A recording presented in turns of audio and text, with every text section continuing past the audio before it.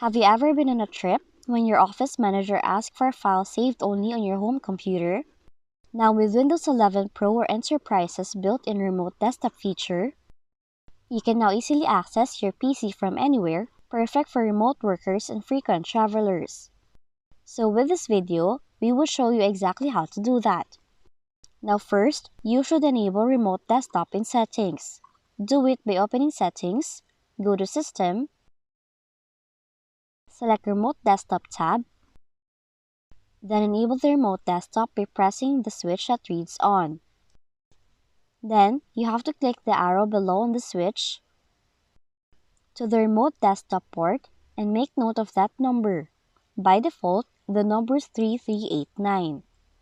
Now once noted, click on the third tab that says Remote Desktop Users, click Add, and add users in the white context box to give access to this computer remotely.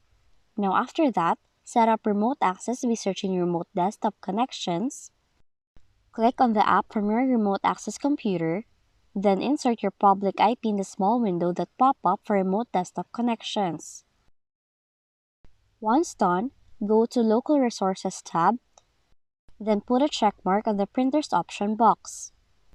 Then click the General tab, and then type in your public IP address, including a port forward number with a colon separating them. Insert your username and password, and click Connect to start your connection.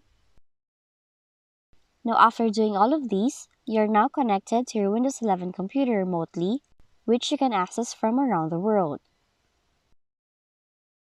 If you found this video helpful, kindly like and subscribe.